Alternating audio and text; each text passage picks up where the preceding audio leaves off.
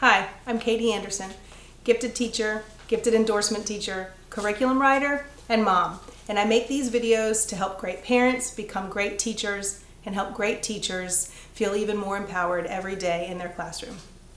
Today I want to talk to you just a little bit about advocating for our gifted learners.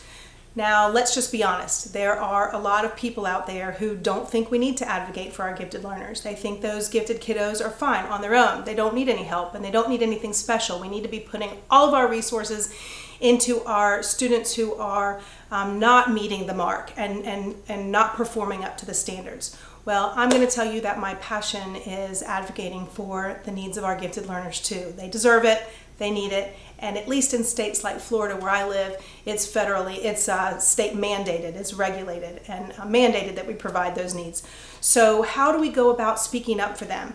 This goes for students, this goes for parents, this goes for teachers who all have this passion for advocating for your needs. How do we go about doing that?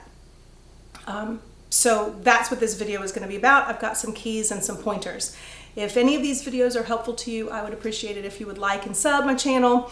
I'd also appreciate it if you'd hit the bell, then you'll get notifications anytime a new one's coming out. All right, here are some keys and here are some tips.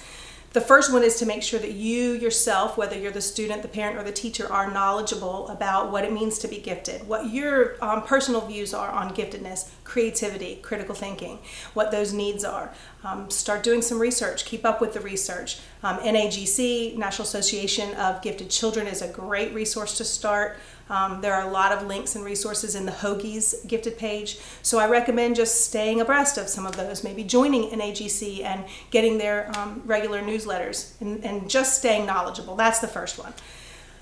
That goes for you too, kids, is becoming knowledgeable of what your gifted needs are and what you need for us to provide for you. What kind of opportunities do you need? And start advocating for yourself. So you be listening to this as well. The next thing that we need to do, the next key, is to collaborate. This is very often, like I said, an uphill battle. So let's make sure we're pulling people on our team. Let's continue to talk regularly between parents and teachers, community leaders, community businesses who might be really supportive in volunteer and mentorship type opportunities. Let's pull teams together and make sure we all know that we're working on the same page for what's best for our kids. So that's where we definitely need to begin. Now we've built a team, how do we communicate? Well, we definitely, like in any other place, any other time you need to communicate with someone, is to have a very clear message and not ambiguous. It needs to be clear and well thought out and planned. Sometimes this message you have that you want to get out to the community is something small, like you just want to make sure that people know of something great that's going on with your kids in your classroom, in your homeschool environment.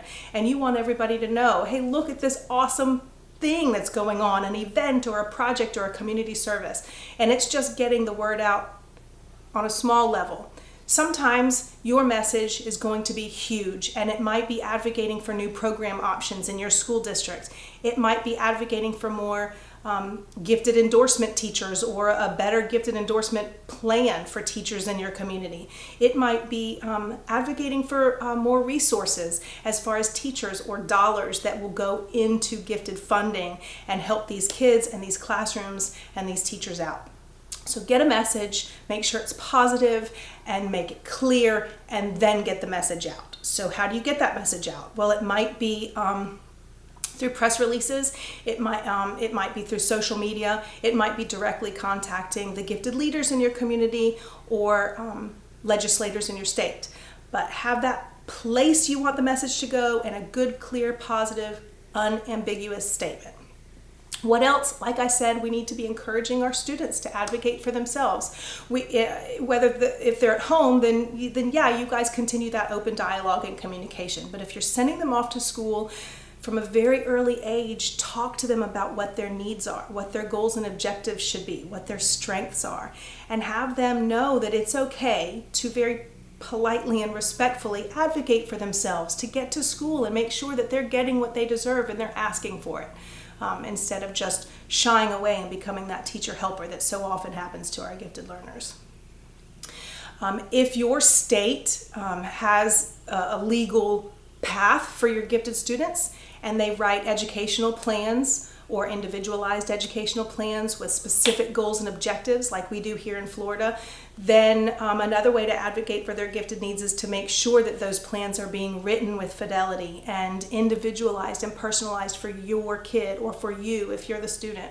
Make sure that they are given the opportunities that are written in that plan. Make sure that plan is followed and monitored and looked up periodically, and you and your students looking at those together and talking about what those goals and objectives are, talking about what those needs are.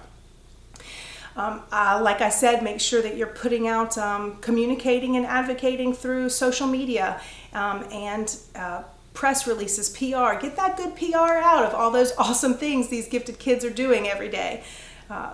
Projects, events, like I said, community service projects and ways that they're impacting the community. Get that good word out there. Don't be shy about it.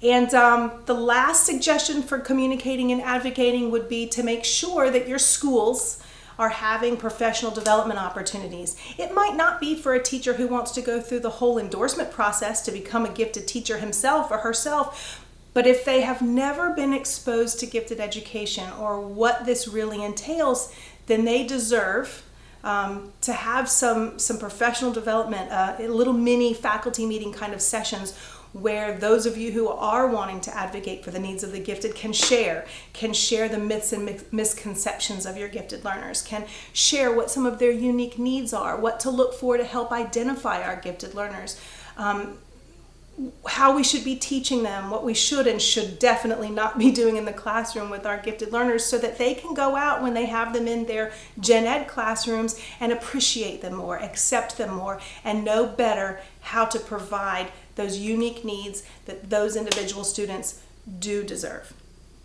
I hope this video helps you feel more confident and comfortable going out there and saying, yeah, these gifted kiddos deserve something too. They're just as special, they're wonderful and unique, and they deserve everything that they need individually as a student. I hope this does encourage you to go out there and speak up for them. Kids, I hope it encourages you to go out there and speak up for yourself. Again, I'd love it if you'd like and sub my page, hit the bell to get some notifications, and better yet, go check out Ingenious Curriculum Solutions and see what kind of gifted curriculum I have out there to offer. Until the next time, have a great day. Happy teaching.